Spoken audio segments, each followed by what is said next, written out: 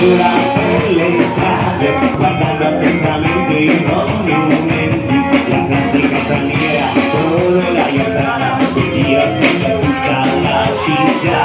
A un certo punto della passeggiata, ti tira da una parte un ragazzino, sembrava appena visto il canto preferito, io per presa guida della città. E Pedro, Pedro, Pedro, praticamente meglio. Pedro, Pedro, Pedro, sono io e te.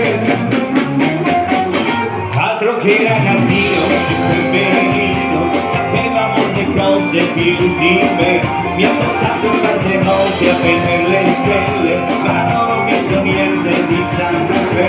E Pedro, Pedro, Pedro, Pedro, Pedro, praticamente meglio di Santa Fe. Pedro, Pedro, Pedro, Pedro, Pedro, sono io e te.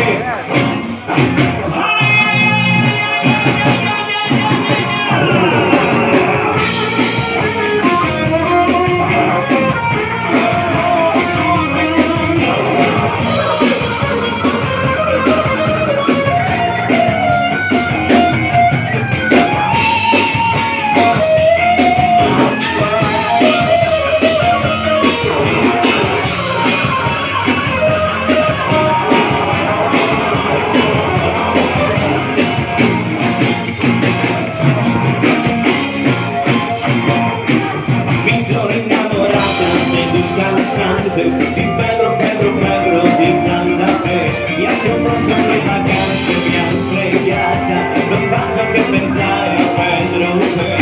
E Pedro, Pedro, Pedro, Pedro Fe, praticamente meglio di Santa Fe. Pedro, Pedro, Pedro, Pedro Fe, sono io e te. Come parlava bene sotto le stelle, praticamente meglio di Santa Fe. Le ragazze lo mangiavano con lo sguardo, ma lui si